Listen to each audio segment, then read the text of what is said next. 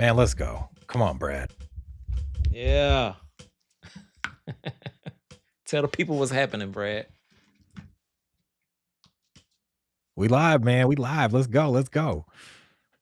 We're live. We're live. Hey, here we go again. This is the GFB Clubhouse.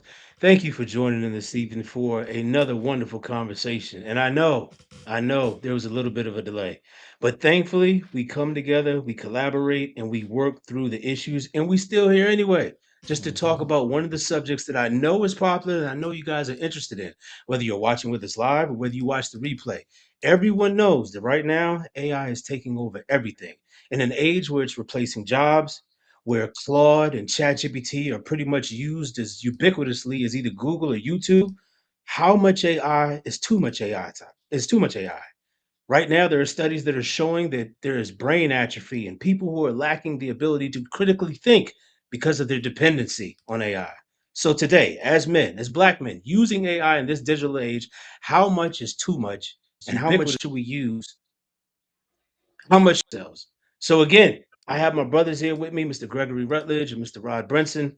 And how you feeling tonight, fellas? We got a big topic ahead of us, and I'm glad we overcame the tech difficulties of getting online tonight, but we finally made it. Tell me a little bit how you guys are thinking tonight. Man, I'm gonna let you go first, Donatello. Rodatello. Oh my God. So first and foremost, I'm super grateful for the opportunity. Super grateful that, the technical difficulties didn't stop us. I don't know if it was AI. I'm a conspiracy theorist Just API. sometimes. You know, API. Listen, so we were trying to go live on StreamYard. It was a technical issue with StreamYard and YouTube connecting, and it was called a API issue, right? That's why he said that. But it all tits and purposes, man. I feel confident we're on to something that's going to truly bless people. And when that happens, as we all know, intention is always followed by disruption. So that's how I'm feeling Always. tonight. I'm feeling grateful. I'm feeling excited about what we got going on. And pass it over to you, Greg, to tell them how you feeling. Man, I'm grateful that I get to work alongside people that actually have emotional intelligence to make it through something like this without throwing our hands up, uh, giving up. Like we worked through this with laughter, strategy, and we didn't even have to go like think about this. We didn't even have to go to AI to help us fix this problem. We knew enough Ah, to find a workaround. It actually mhm. probably would have taken way more time to get it right with AI. And that's why we're here to talk tonight because so many people are outsourcing their thinking to AI, but they don't realize they've just added so much more time and effort to something that you realize that AI stands for artificial intelligence and it is modeled Mm, after the other AI, which is actual intelligence. uh-huh. They're modeling the way our receptors process information, but they can't even if it Mm, looks like it's giving you so much. Neurodivergent minds can process 4,000 images in under a second mm. and get the whole vision before anyone even realizes what happened. But we're outsourcing our thinking to something that hallucinates and gives us generic sycophant rants. That's how I'm feeling tonight. I'm glad we're talking about this topic. And the devil is only here to steal, kill, and destroy. And so that's why we Yeah, are man. 45 minutes late for this because he did See, not want y'all to get this message. and even as we're diving into this topic at the genesis of it, my boy Rod's camera is off again. We're still dealing with the the attacks, man. I would say the technical difficulties, but we all know really what it is because we have come together Mm, to talk about a message that can help people on a deeper level than just the surface.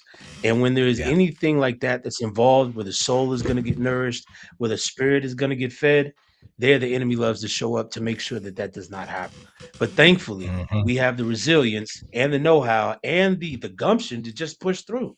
And that's one of the first topics I want to bring to tonight because right now, one of the biggest things I've seen in news media and even on my social media accounts is the fact that a lot of youth and even those who are our age are depending on AI to handle a lot of life's difficult questions and problems, especially during this age. They just ask it randomly instead of Mm. figuring things out. Mm. We come from a generation, early 80s, in which we were born, going into the 90s, which was pre-digital. It was prior to the internet. We remember dial-up internet, where we had to, like, you hear the little number for AOL, and then it makes that static noise, and then it connects. And we might be dating ourselves, but prior to those establishments and those breakthroughs in modern technology, we had to figure stuff out. Mm. We had to go to the library to find encyclopedias to find out history and information. We had to go there to find books. You know, we had whatever information that we got. If we couldn't fact check like people can do randomly about the news, we couldn't go to Google to find out how far a store was. You know, Mm. we didn't have Apple or Google Maps on our phone. We had to use actual like hand like maps that you get from gas stations to navigate on trips. So many Yep. things that we had to figure out. But as knowledge increases, technology increases in order to make everything that we want to obtain Mm. quicker to get. And because of that quickness and because of that microwave society that we've entered into, Mm. there is no Mm. more we have to figure out. We just press a button and we get what we want. But there's an inherent problem with that. Gentlemen, you want to expound on that, I guess? Well, Anything but, that you've but seen? before we expound on that, I have to say this, man, for sake of not sounding like the angry old unk man, right? We understand the benefits of technology and adding that to our lives, right? And we know where we came from, so we know both sides of that world. But here's the reality that I think a lot of people are not really concentrating on when it comes to usage of AI, which is kind of why we titled the thumbnail, how much AI is too much. Mm. There's a balance. They always say that anything in moderation is good for you, Yeah. but AI creates this sense of continual usage, continual adding, taking things off our plate so our lives can be easier. In reality, what we're doing is Mm. weakening ourselves in the process. So And we have to creating take it, dependence. we got to create it in moderation. We have to use it in moderation. We have to remain human in the process of using artificial intelligence. So that's my take on it. Yeah. That's it. You don't want to create a dependency because I don't remember where I read it, but it was like Sam Altman is basically creating intelligence as a commodity where we commoditize intelligence so that Mm-hmm. we weaken our ability to decide and think for ourselves, and then we have to pay for intelligence because we don't know how to use our intelligence. If you look at just First. the way video games have evolved, right? When we played video games back in the day, there was a clear beginning and end. There was not unlimited respawn points, and you had to start over when you failed. I think we talked about this in the last episode, right? But Mm-hmm. Somewhat. the games today, unlimited respawns, you've got, if you've ever played Grand Theft Auto 5, you've got a phone in there that has notifications and calls coming through constantly. So even if I'm on a game to escape, like that's what they used to be back in the day, I'm getting notifications to buy stuff on there, right? So it's like pre-training us, and this is just that game. There's plenty of them. They're trying to get you to log in with your account. You can't just play something offline anymore in the solitude of your own home to unwind. You got to be connected to the world so they can market to you and sell something to you. But if you look at the gamification of life in general, how we're turning everything into this is a casino in our pockets, guys. Like we have a nonstop reminder that we need to be buying something all the time. How do you protect against that? Right. So don't allow, no, I'm not going to tell you what not to focus on. I'm going to tell you what to focus on. So if you're using AI, don't just go to AI and say, make this for me, or create this for me, or act as this and do this for me, because then you're taking all your agency, all of the ability to insert yourself into the process, the thinking process. Go somewhere in solitude, think through the problem yourself, take physical notes, and then upload to GPT or Claude or whatever you choose to use and say, these are the ideas I have. Help me to structure these ideas in a way that And then what's the impact? What is the goal you have? What's the output you want it to give you? How do you want it to output that for you? What are the warnings? What do you think the things you don't want it to do? And then give it the context, right? Because so many people are just going, because it's a natural language model and it talks to them like a real person, they believe it, right? It's believable, but it's too believable. It's too accurate, and so it can trick you into believing. Like, if you notice every post, you can see where AI has written the post and no one's put anything into it. Most people think this, but it's really this. And it's not just this, it's this. And it repeats that cadence. And then who says in conclusion? Right? So in conclusion to what I'm just saying here, guys, what I'm telling you is to think for yourself.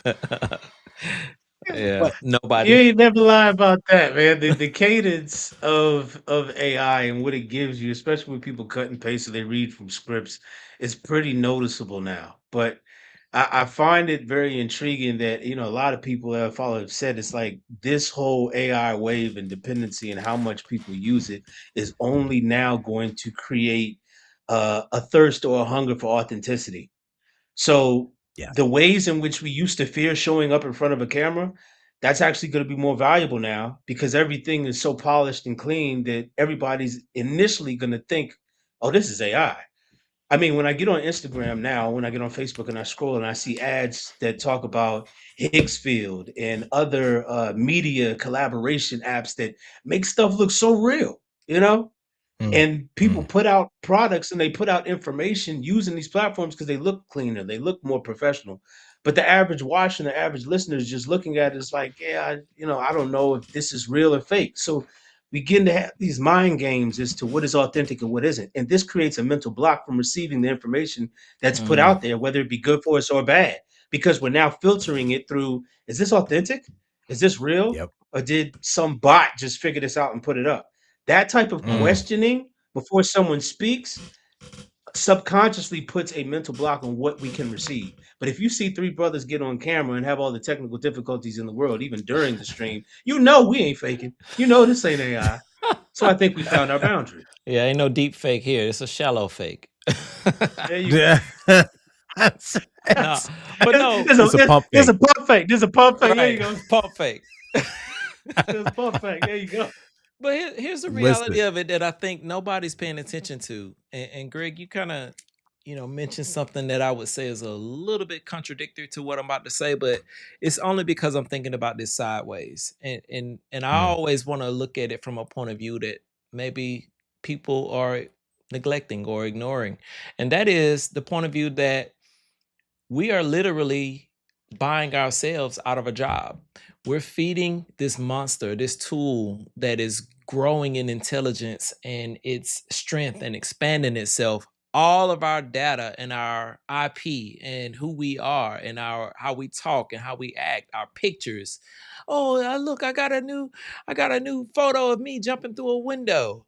That's great. What you're doing is showing AI how to find you anywhere in the world. Right? What you're doing is creating your digital footprint for AI to be able to say, we know exactly who Sarah, Jesse, Michael, Rod, or whoever else is. And I'm not saying that you should stop feeding AI information. Like you said, Greg, sit down, come up with your own ideas so you can strengthen your critical thinking skills and your creative brain. Put it into AI to enhance it, whatever the case may be. However, I'm just cautioning everyone, let's be mindful of what we're building and what we're feeding. What you feed and pay attention to is only going to grow. That's spiritual, that's physical, that's digital, that's everything. And so I'm just saying we need to be mindful of what we're doing so that we're not just doing the cute, fun games and trying to enhance our business and losing our soul in the process. What profit a man to gain the whole world and lose his soul? Man, you touched on something that I was sitting with a group of developers, and I'm glad you brought that contradictory point up because I didn't even get finished with my thought. I was just ranting. But I was sitting with a group of developers that were using Claude Code, and we haven't been in the corporate space for over a year. And so we don't know how AI is shaped or changed because we're not there. But what I saw was alarming. They are sitting there training this AI, Claude code skill, whatever, to they were training a skill on how to build this system and teaching it how to think and then testing through that thinking. And one developer said, man, I really sure hope we get to code today. And I thought, y'all don't even code anymore? Do they realize they're training their replacement? So yes, this is all lining up, and it's the perfect opportunity for people that are genuine and authentically good at being human to shine.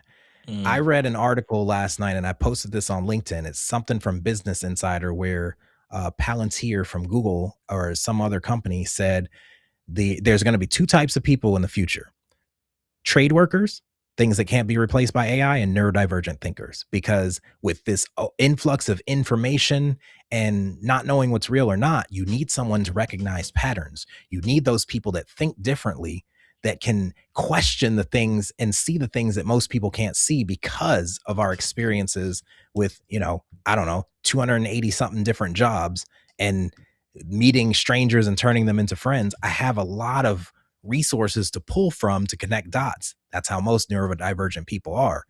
In the society we were in that we're transitioning from, where everything is, built for the person that can go long term with one thing and stay stable in a job for 12, 14, 20 years. I can't do that. That's not me, right? But we are at this turning point where it's the perfect opportunity for us to apply our skills to help people to understand how to leverage AI as a tool to help us, right? Rather than a tool to replace us. That's good. So Brad, I got a question for you, man. How often are you using AI, and would you say that it's something that's enhancing what you got going on or not? I use AI on a daily basis for a specific reason. There is a business plan and structure. So I use it for my projected plan and how to meet goals that I've set as far as, and then how to scale them in regards to my business. But before I sit down to consult with I always make sure that the message I communicate to it is going to be clear. This is something that I've also seen people struggle with, is how to prompt correctly or how to Mm, communicate correctly with AI rather than just brain dump. Because you can do that. One mhm. initial way is you could just brain dump and then you can ask AI to sift through it and find points, and like turn it into something organized. But if all you have is practice and brain dumping and don't structure your message that you give to it, then it's going to continue to give you low level responses or think it won't be used to its fullest capacity. I watch a lot of programming on how to enhance your financial literacy, how to scale your business, and how to properly project earnings and project meeting goals using AI rather than just sitting down and just spitballing it with it. And so I practice some of the things that I watch, and I use it in that regard, or to find out information that I really don't know about that I need, like information about another country, stuff like that. um, so in that regard, that's pretty much the extent, but I never want to I always check myself before using it to find out if it's a problem that I can sit and think through and put together myself before I go to it, or is it something that I needed to like answer the full get the full answer, get the full response from. I'd rather figure things out for myself and then take what I find to Mhm. AI to structure it rather than going to it firsthand. I'll Like be honest with it's you, man. I'm the same way, but I've gotten to a place where I'm starting to pull back a bit. Like I still use it because I have too much work to not use it, but Mhm. you know, my conspiracy theory had still just like, nah, bro, you need to pull back. So I've been considering moving away from it in certain aspects.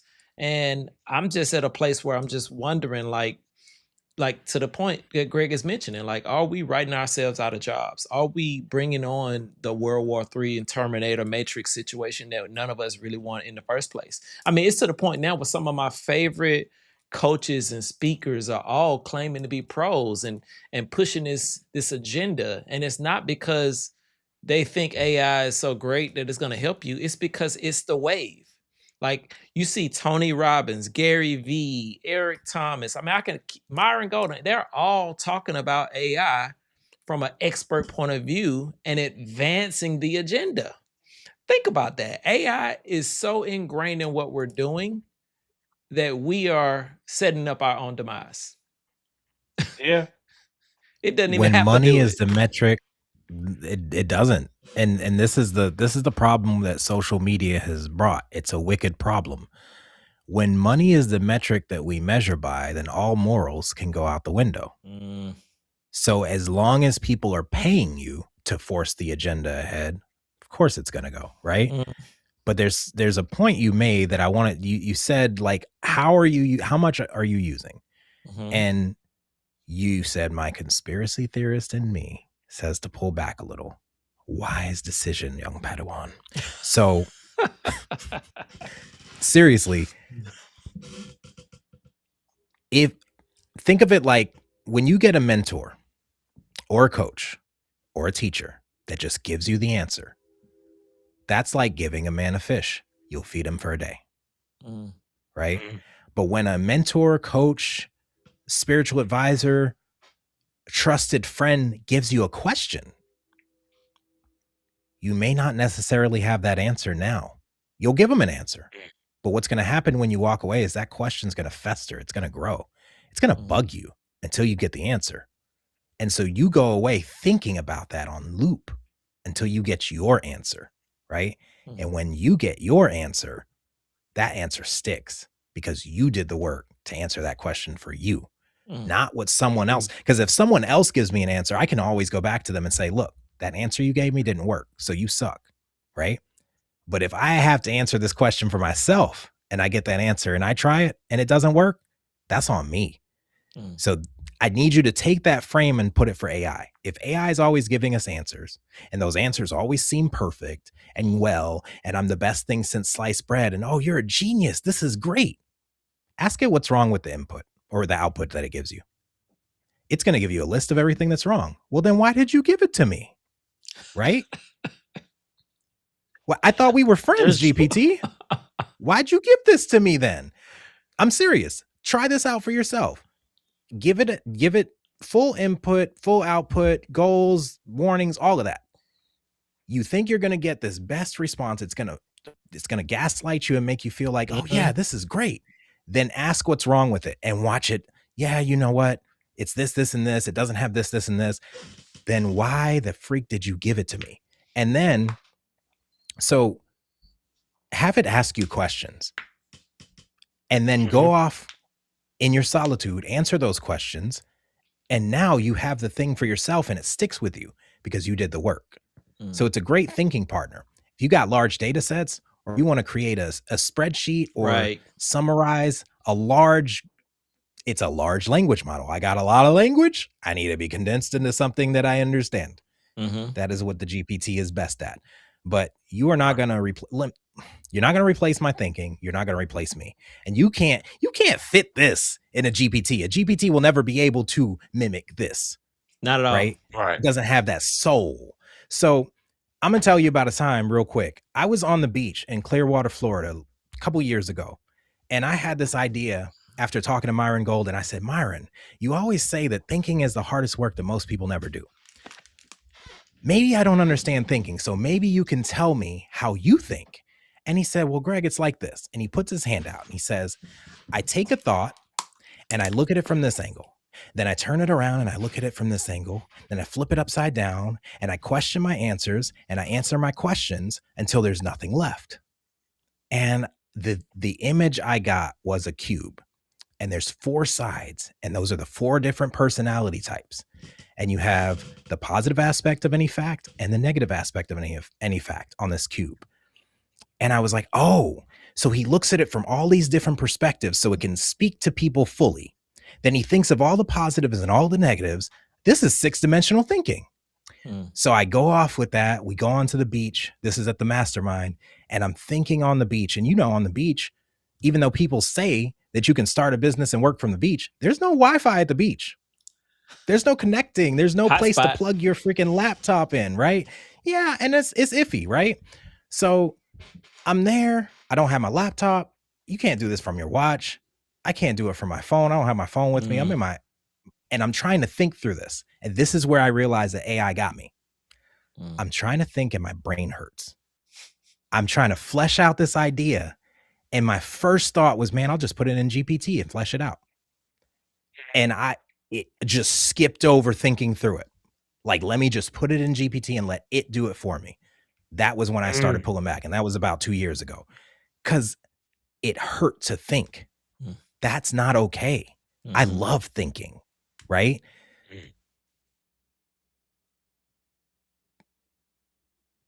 I'm with you, man. We've got to maintain control. We've got to maintain control. We can't just let go of our agency and turn it over to computers. Because what's going to happen, like if we don't like what Gen Z has become because of video games and phones and social media, can you imagine what the COVID babies are going to be like with AI? No. Not even close. Here's the thing though. We're talking about Americans for the most part, because this is not a global thing where people are just becoming so saturated with the use of it that they're dependent on it to that degree. Now, they are using it for sure, but not their children, not on this level, you know? Yeah. So the question is, what's going to happen to America? Not what's going to happen to the world, right? And you know, they're racing to this superhuman computer version of AI, and the whole idea is whoever gets it first is going to rule them all and all of that stuff. And while some of that stuff is definitely true in terms of the race, I genuinely question what's going to happen to specific countries that aren't equipped to think for themselves. Because within the country, you're going to have sectors of people. There's always that, right? You got the Union and the Confederates, the black and the white, the Christians and the Muslims. There's always going to be sparing differences between two major groups within a society. And when it comes to AI and what's getting ready to happen, what I believe is that you're going to have a group of humans who are completely against AI, right? They're gonna be the hillbilly, you know, Woodstock going, you know, people who are sunflower childs, artists and stuff like that. And then you're gonna have the corporate machine people, the military, the so focused on building a business, I can't see anything else type people. And they're gonna be pit against each other. The people who are going to be the ones to, in my opinion, make it all come together and hold us tight are the ones in the middle. That's always the case. It's the hidden group, the ones who know how to use AI, but they're not dependent on it. The ones who are completely focused on human and making sure we survive, but they understand that evolution is also a part of life, right? I think that is the group of people that really need to hone in and start developing a plan for how we survive after AI is like not the thing anymore, if that's ever a thing. I mean, it seems like we're on this runaway bullet train, man. We don't know how far it's gonna get. We've seen in movies how far it can get. You know, shortly, I'm sure Skynet is gonna launch the nukes through several countries at once, and then we're gonna have the whole thing just like And Matrix, Neo gonna is be gonna using us come for in. battery power. Right. I mean, it's funny though, because you know we see a lot of that stuff. We remember a lot of that stuff from the movies that came out when we were younger, but now they're coming, they're transpiring, they're taking the past. It's almost like all those things were foreshadowing. And we tend to see a lot of those patterns with a lot of these movies in regards to technology. The drones, the expectation, the robots. I mean, I can't remember when it was. I think it was a couple weeks ago. China had showcase for a dignitary that came through to the country, and they were showing off version 2 robots doing full blown kung fu. And I was like, "Man, this it's like we've really gotten that far." And the thing is, that news or that type of presentation might not be known to the great populace because it happened in China, it happened somewhere else in the world, it didn't happen here in America. So just because we see ourselves as being a certain distance of being advanced, that does not mean another country is not more advanced than we are, even though, you know, we tend to be pretty advanced in the area of technology. So this thing is running away fast. Everybody knows that it is a valuable tool, not only to increase your intelligence and your wealth, but your productivity. And of course, with productivity comes many more ways of making more money. So just because, like what Greg said earlier, because of the monetary value that AI can bring, I think we're off to the races, and it's going to take us somewhere that a lot of us do not know. Some of the founders of AI have stressed great concerns in some of the podcast episodes that I've seen them on about where we're Yeah. going and how it needs to be regulated. But if we Yeah. have a mechanical or a technical entity that we are training to be smarter than ourselves and can retain and pull information a lot faster than we can, there is going to be the majority of people who are going to rely on whatever it says rather than finding it out for ourselves. The key ingredient for each of us, it's like I said, is to moderate how much we use it. Because really, the only thing you can be responsible for is yourself. Mm. And once the dangers are presented as far as mental atrophy, your lack of ability to critically think, and some of the things that you may not have considered just because this is just such a ready option that's right there at your beck and call. You can go on, you jump online, you can get on it right now and ask it tons of questions. Say, oh, this is so easy. The quickest and shortest and easiest way is not always the best way. Mm, I wanna give a first of all, that was great. Thank you for saying that. I wanna yeah. just jump on the other side of the railroad tracks for sake of conversation and pose a thought to you guys based off of what you just said, Brad.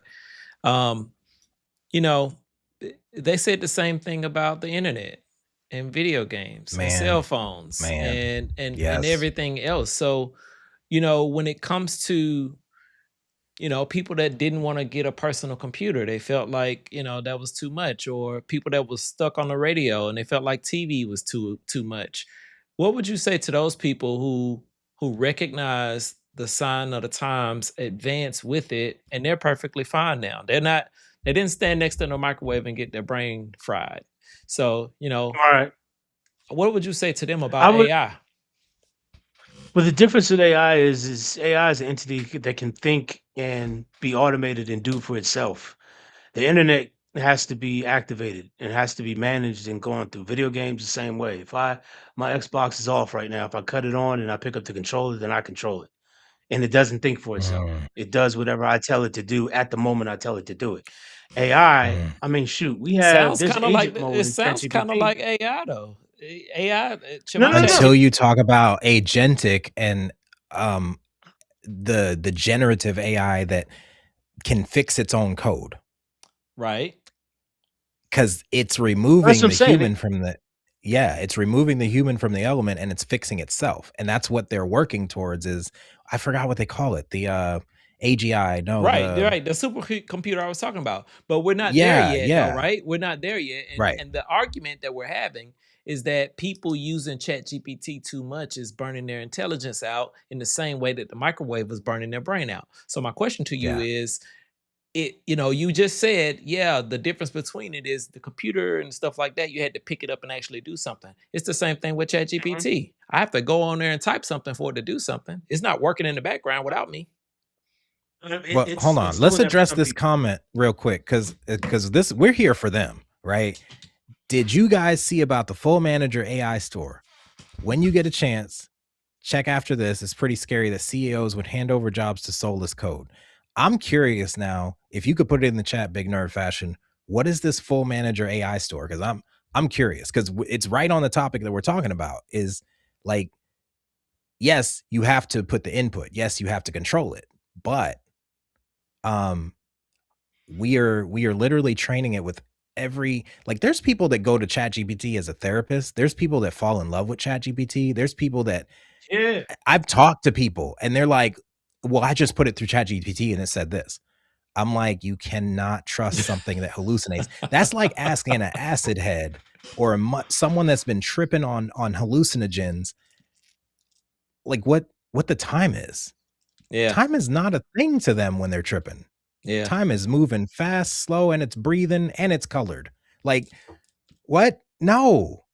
So It look, and it's 3 Greg, years to old. your point, like when I drive anywhere, my wife will tell you, I'm gonna Mhm. put the GPS on, even if I know where I'm going. It's not because I Same. can't get there without it. It's because it's gonna enhance my drive. It's gonna tell me where the traffic Yes. is, detours, all of that stuff. But guess what happens when I get to an interval where I feel like, no, I think this is the better way, even though it's telling me to go left and go all the way around this block.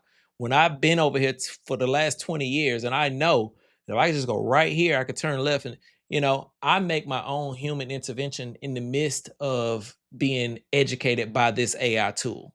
So Yes. that is what we need to do as humans. We need to be able to utilize it, but also Yeah. utilize ourselves in the process of utilizing it.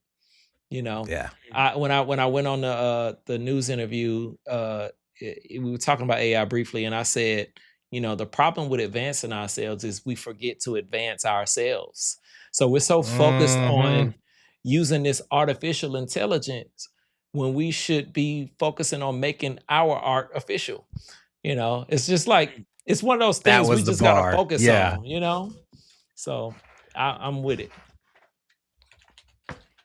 Boy, So much to say. it's I do know one thing.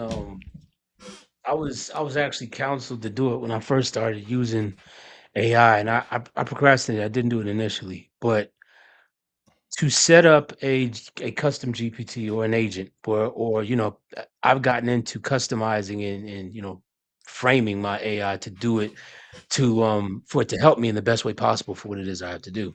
But one of the things I had asked it was to be like an adversary, to Mm, be like my Mm, biggest competitor, to mm. poke holes in my ideas, to be like coach mode. Like, don't just agree with me on everything. Kind of like what you were saying, Greg. You ask AI to show you what's wrong with this plan after it just presented it to you, and it shows you like 20 different things that you could improve. And you're like, why did you give it to me? So now anything that I create as far as like a plan, I poke those holes in it so I can see both sides, both arguments for either moving forward in this direction or what could potentially hinder me. And by doing that, then my mind starts working on how to resolve those issues. I don't then ask AI, I was like, well, how do I fix it? No, I look at it because I'm familiar with the information and I fix it myself because I don't want to rely on AI to fix all the problems. I mhm. want it to take the information that I give it, break it down or line it up in a succinct, summarized plan, and then let me analyze it and do what I need to do with it.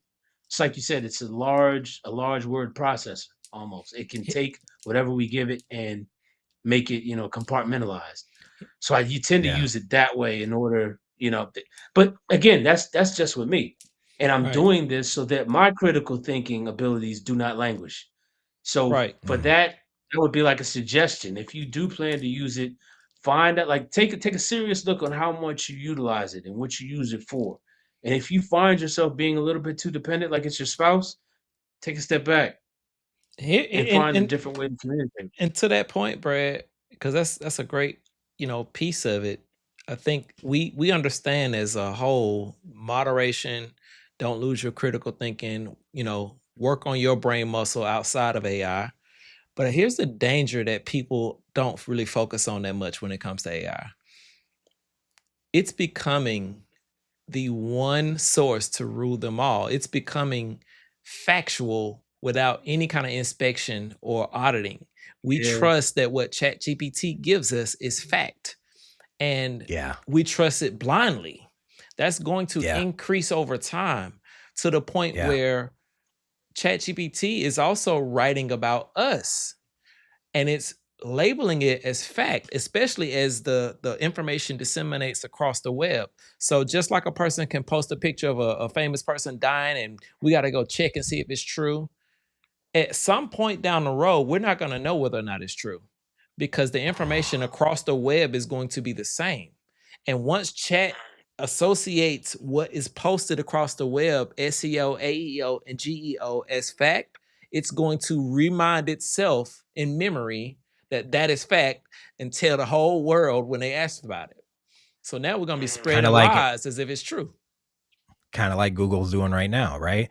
It's it's scraping all of the data across the internet, whether it's true or not, parody or not, right? Hmm. Because you don't have to label whether something's parody. You have access to a phone to post. Hmm. You can post whatever you want, and that information's out there for when you search Google now, you get an AI result before you get sponsored results. Hmm. And so it's just scraping a generalization of everything. Matter of fact, Ask Google if gasoline is good in any recipes. Oh my God.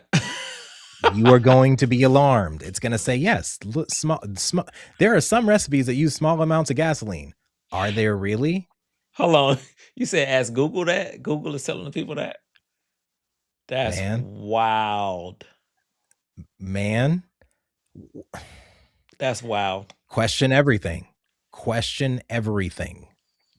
Seriously. Everything you know to be true is subject to revision. That has always been a thing. Yeah. But even more so now, everything you know to be true and real is subject to revision, including the truth. And especially the truth that you get on the internet. Because you don't know what to trust anymore. I got and a they're question killing for y'all Sora right too. now. On that same note, really quick, Greg. How do Yeah, y'all let's go. feel? Let's go. You just said question everything, including the truth, right? And recently there was a podcast with Big Bank and D1, I think his name. He's like a Christian rapper, and they were going back and forth on belief in the Bible and whether or not it's true and all of that. I'm curious to know you guys' thoughts as it relates to AI and how it's going to affect people's understanding of the truth when it comes to God and the Bible and stuff like that. Like people are already questioning whether or not the Bible is accurate because man could manipulate the words and all of that, right? Yeah. AI can too. And who trained the data on the AI? Like, it's biased. It only knows what's been on the internet, and the internet was already controlled anyway. So it's only getting limited data. There are people that have data for like Black history that has never been published on the web. So are we being left out of the conversation? And I'm glad you brought up the universal, like the global. Like, this is just us in America. It's for someone that's never traveled outside the US. We think we are the only thing that exists, and that the entire world is just like we are and has the same high class problems we do. And then you travel to Europe and you realize that we are so far behind. Listen, we only speak one language here, and if you don't speak it, we don't speak you, right? In Europe, France, I grew up in France. You have to know a minimum of 5 languages, minimum of 3, but 5 just to talk to your neighbors because everyone is so close together. You got Britain up north, you got, Sweden, Switzerland, Germany, Spain, Italy, you got the Middle East, like all of that in Russia, it's all right there. And so if you want to really be able to communicate with people, and Brad, you know this, if you want to be able to communicate with people, you got to learn the language they speak. But we're not good at learning the language other people speak. This is why so many people are bad at sales and marketing, because we're trying to tell people who we are and what we do and what we love, but we're not listening to what their pain is or what language they're speaking to us. Brad know all about that. He went around the world and learned several languages. Ain't that right, Brad? Come on, Brad, speak on it. Yeah, I mean, learning the language is for me. I know it suits my talent and my ability. One thing I learned a couple years ago is like whatever you're good at, whatever your talent is, work on in perfecting that, because generally that's what you're going to give to the world. That's how you're going to bring value to your fellow man. And me as a communicator, I knew it would behoove me to know more than one language. So my plan was to learn at least 3 more. I already speak 4 now, so I want to learn 7. And the reason why that's important is because not only do you widen your market, but the impression that you make upon people when they realize that you took the time to learn the way they speak, it it knocks down a barrier you didn't even know was there, like, in the first place. Because it's just like what you said, Greg, we as Americans, before we travel, we think we're the best thing since sliced bread. Like, honest, where we are in the world, our economy, you look at the attitude our very president is taking. Like, we can't be touched. And Hold that on, hold on, type hold of on, hold on, hold attitude, on. unfortunately, Who is our president? I just need to know. I was just thinking, well, their that's president. not my president. I just want to be She clear. broke. You already know. I don't even look like a Trump supporter. But I anyway, know. the dude who's running, who's driving this train off the tracks right now, that guy. That when it's looked at like that, man, it's a problem because there's a stereotype that we have. So I have found that learning another language and practicing it and using it has caused people to be like, well, maybe not all Americans and not all people who are from that area are like the way we see them to be. And we know it's that, especially as black men. How many stereotypes are put on us? Like, we're not Mm, all thieves, basketball players, or rappers or mm, entertainers. Mm. That's not all we are. But mm, the news and the media promote us that, and then they sell our culture overseas. But we're getting into something completely different. I don't even mm, want to jump in on that topic, but mm. that can go a very long way. But yeah, man, it's the extra language thing is important. And I mean, it's I mean, you look at it's just like what you said, Greg. Living over there, you got to know like what 5 or 6 languages. I look at the Yeah. stories from the Bible that I used to read. People were speaking more than one language back then. It's like a lost art. Here, we maybe have what 1 or 2 classes of a required extra language that you have to learn in like high school, or you can use it as an elective, and then people study it for about a year or a semester or two, and then they don't use it no more.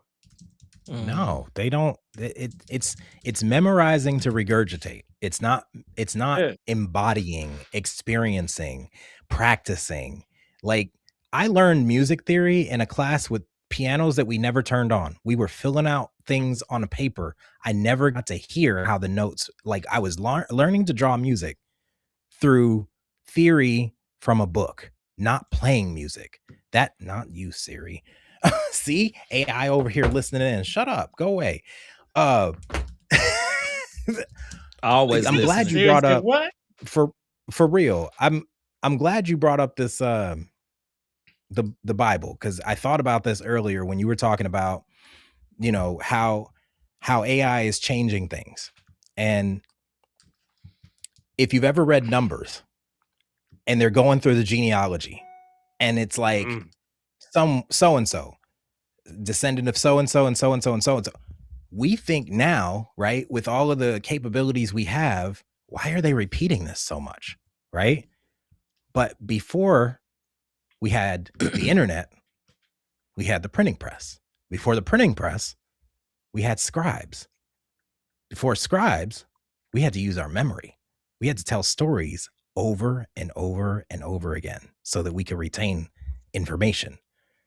And so when the scribe came, that took the pressure off of reminding things because someone could write things down. So now we don't have to remember as much. And then the printing press came, and now the scribe's out of a job.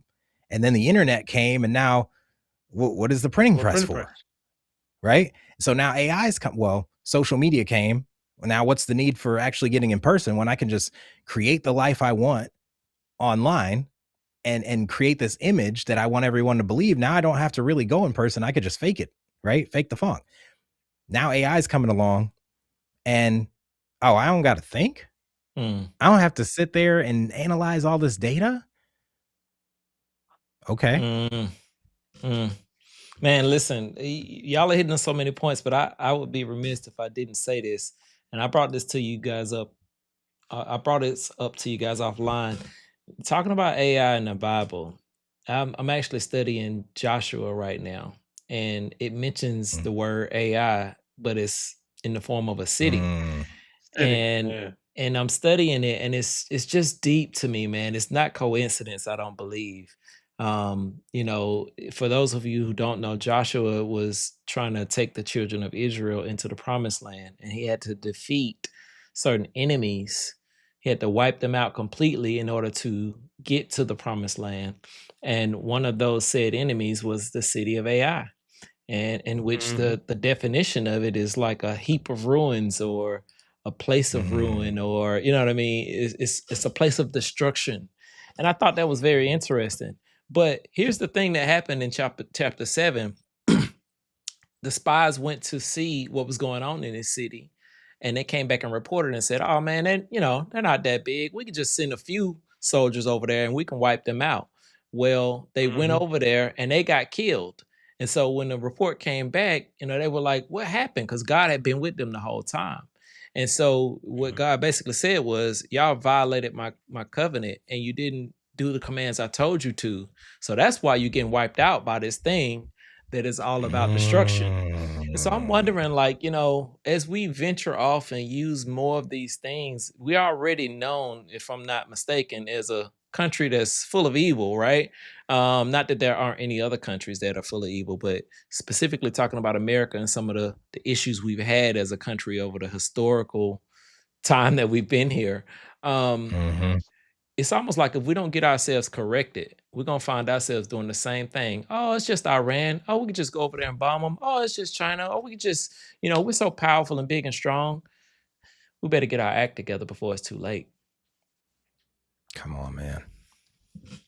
Yeah. Come I on. think it's destined to happen. I think it's destined to happen, man. I mean, you see how provocative the dude who's running this country is being in regards to antagonizing certain powers in this world. So it just seems like it's inevitable. It's And inevitable. how And how o- mm, go those ahead, other go countries ahead. are using AI too. Now they There using and it, but how? How are they using we're it? well, listen, everything we train our AI with, they own. Have y'all been following? Okay, so you've heard of Suno Music, right? Suno Music Studio. I've sent Mm-hmm. you a couple tracks I've done in there. So the major record labels were trying to sue Suno because they said that they trained their AI data on music that was produced. They're trying to sue Suno. Suno. Right. Suno. No, yeah. So it gets a lot darker though, because when digital audio workstations came around somewhere around the late 90s, mid 90s, right, where we started moving to digital music to replace analog, there are terms and conditions you have to sign before you use any digital product. And that waives your right for them to collect data. They were not training the songs that were made after they were made. They were training every knob tweak, every conversation happening in that studio while the mic was hot. They were training every way we edit and make music and the different kinds of effects and effect chains that we do to get our music to sound like that. That's the data they trained with, was the data from the digital audio workstations. So technically they gave that to them, and they lost this battle because now Warner Brothers and all these other companies are trying to buy into Suno and all these other AI music platforms and make it a new tool so they can control it. So what makes that any different, right, than the terms and conditions we have to sign to be a part of social media, to be a part of TikTok, Snapchat, Facebook, Instagram, right? We are giving them all of this data. And what is being sold to us is, oh, you can be social, or you can post your things and your thoughts and save your pictures and connect with your friends. But what they're really doing Oh is man. they're collecting all the data on us, right? And this Yeah. data, there's a reason it's called big data. When something becomes big, it's because it's sold. Big pharma, they selling big drugs. Big data, they are selling everything about us to whoever has the most money. So Oh man. there's a black market, there's a dark web. Like, how much of who we are is being sold off to the highest bidder overseas because they have the Oh money, man. because cash talks, right? Mm. Byron said things are getting scary. You said they selling big drugs. Instead of Well, big who that info, be? man. Shoot. Have y'all heard That's it. of the book 1984? I heard of it. Have you 1984 read it? book. I started reading it. It's It's a like really it's a prediction, right? yeah, it's kind of like predicting how the future is going to be. I think it was written in the 40s or like the 20s, and it was about 1984 and how the future would be. And it's just talking about Big Brother and cameras being everywhere, watching your moves and all these robots. And man, it's so interesting how people during that time kind of predicted our future. It's the same reason why The Simpsons have all of those pieces that actually came to life, and how Back to the Simpsons, basically. Future, right? How Back Yeah. to the Future 2 had a lot of the things that actually happened in the future. It's just like, I feel like when we get in our creative element and we're using what God gave us, right, which is imagination, what we're doing is sending a signal down the line for these things to actually be created. And I so was just about to say that. where we are right now, is in the Terminator, in the Matrix, in all the other, the iRobots and all of these things. It's just what it is. So we have to be careful with what we think and how we process and what we actually imagine and what we create. Even in our own subconscious, like I am very mindful of what I intake and what I put out because I know the power of my words. Proverbs 18-21. Mm, The power of life and death is in the tongue, and those that love it shall eat In the the fruit tongue. thereof. And it's no mm, different from how we see life, how we act, how we think. It all matters, right? So people might say, "Oh, well, I'm just me. I'm not, that powerful enough to change the world." Yes, you are. So, mm. so Greg, Brad, you said something about, we're America, how we're using AI versus how China is using AI. I would say even down to the individual person, there's s- small things can make big impacts depending on how it's used. If a little Hmm. boy in Iowa somewhere decides his AI girlfriend doesn't love him no more and, decides to off himself, God forbid that doesn't happen, that's going to make national headlines. That's going to impact the world. And that's my point. So it doesn't have to be some mass movement. It could be you in your house with nobody else on the computer changing the world. So be careful with that. We got a Man, question on the chat. Curious, has anyone seen Netflix show Black Mirror? Yeah, man, I've seen a few episodes. man. That joint is you talk. Whew. I'm telling you, all this stuff is scripted. It's we always say that people laugh at the whole notion of scripting anything, but they know what's coming down the pipeline, and they tell us through the movies and through the Mm-hmm. shows and stuff like that. Because I mean, we're living in the proof of it right now. Mm-hmm. We're living in the proof of it right now. Desensitization. So it happens. Yeah. Yep. Yeah, when we get to that place So, where we got contacts that's reading our lives and replaying it back, yeah, Lord just have mercy. just go nope. ahead and lock me up. No, I'm gonna Yep. keep my eyes closed for the Nope. rest of the year. Yeah. I'm glad you brought that up because I tend to think awareness is very powerful, right? And everything that exists had to exist twice, once in our minds, and in order for us to see it in our mind's eye before we can draw it and bring it into real life. So if it's seen once in our minds, seen on paper, then seen on screen, and then everyone sees it, it's a subconscious influence, right? So Mm. when they design these robots, I'm sure they weren't thinking, let's make them look like iRobot for fun. But they kind of look like from the robots from iRobot. So was that subconscious? Right? But Mhm. awareness has this funny way of bringing more of what you look for. That's just how our brain's designed because there are billions of pieces of stimuli every day that if we were to notice every fiber in the carpet, every leaf on a tree, everything that's sitting in this room with me at all times, in our conscious mind, we would go crazy. So we have to block out a lot of it. So I want y'all right now to test this theory. Look for everything in your room that is red. I'll give you a second. Put it in the chat. How many things in your room were blue?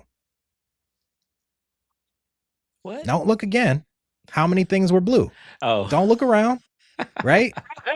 That wasn't in your awareness, Uh, right? When you get a new car, everyone's got that new car because they're copying you, right?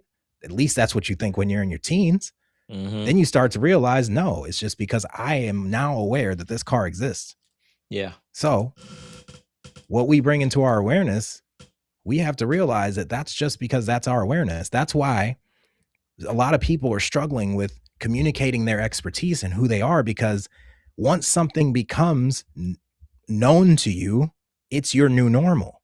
And you forget how much work it took to get there, how many struggles you had to overcome, how many technical difficulties, how many failures. Now it's your new normal. And you think, I don't have anything valuable because everyone knows this, right? No, you just know it.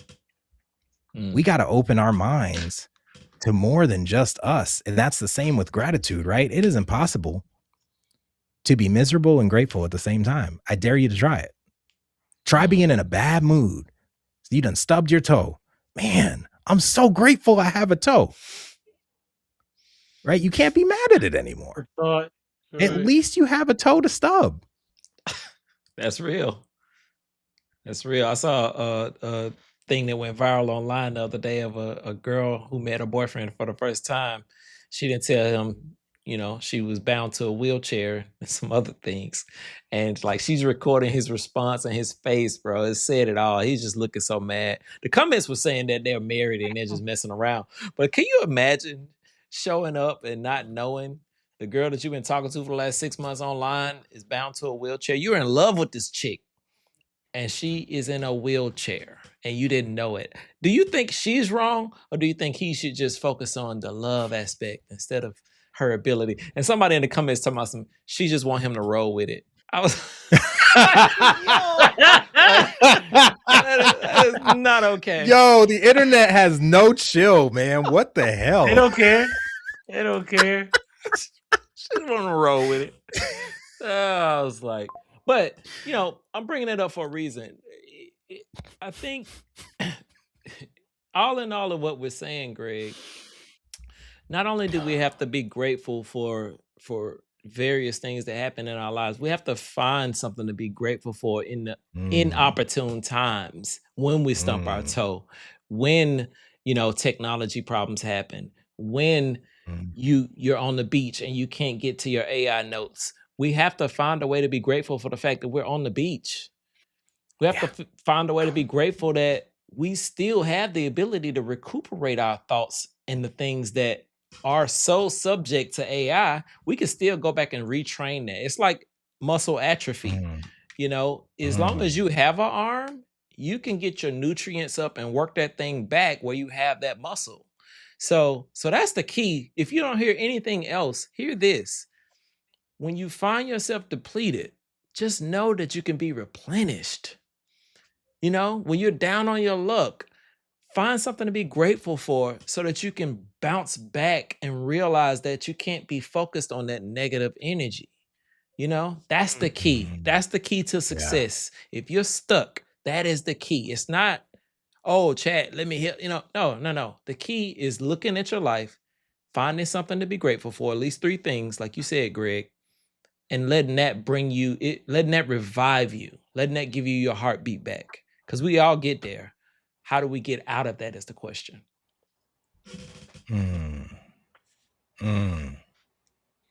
Excellent point, Brad. You've been quiet, man. I know your wheels is turning right now, but I do want to address this comment and that said that was the wearable technology with the temple technology they had recurring in that show, where they put the little bean on their forehead and their eyes glazed over, and then they were in this immersive. That was crazy. And then temple technology right now is Ray-Ban and other glasses with cameras. Like you can't slip up anywhere if someone has glasses on, because they figured out how to turn the little recording light off now. Oh, really? Yes. Wow. Yeah, I don't know nothing about that, but yeah, it's happening. We're on our way there. Only gonna get worse, man. Only gonna get worse. To that point, I think we need to have a show dedicated to Black Mirror, and we need to just comb through some of those episodes and talk through it, because it's some serious stuff, man. That's really some serious stuff. Yeah, it's happening in reality. But no, that's a good point. Well, I think we're at time. We truly appreciate y'all showing up live. Brad, if you want to close us out and tell these good people what's happening next week, we'll be good to go. Next week we plan to be on time. And we thank you guys again for joining us in regards to showing the support for the channel and for just wanting to know more about gratitude. You have plenty of information in regards to contacting us. We want to hear from you. We want to hear about some topics of interest, things that we should discuss. What's going on in your life right now in regards to the economy, maybe struggles you're having in regards to being an entrepreneur, like the 3 of us, the 4 of us actually are. And we just want you guys to join us in regards to this conversation of gratitude, because this space is going to be treated as such, as a safe space in which we delve into topics that are widely talked about but yet rarely practiced, and where there's meaning and where there's transformation. Each one of us here has stories of how gratitude has already changed our lives for the better, and we hope that through our conversations it does the same thing for you.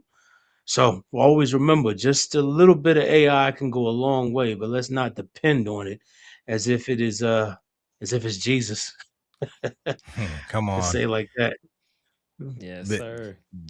excellent show, excellent closeout. I do not want to leave this comment glossed over. I vote the rating system. The rating system episode is really like everyday life. If y'all have not seen that and you have Netflix, go and watch the Black Mirror episode. I don't remember which one it is. Google it. The rating system episode. It is so much like real life. It's scary. I'm gonna But have to go that back and should be our watch it. I topic. don't remember it. I'm gonna have to go I back and remember watch that it. one clearly because I felt that, right? As a neurodivergent person who was rated by a system that was not designed for me, right? I felt that. So I think the next episode should be about how we're being rated in this digital age, right?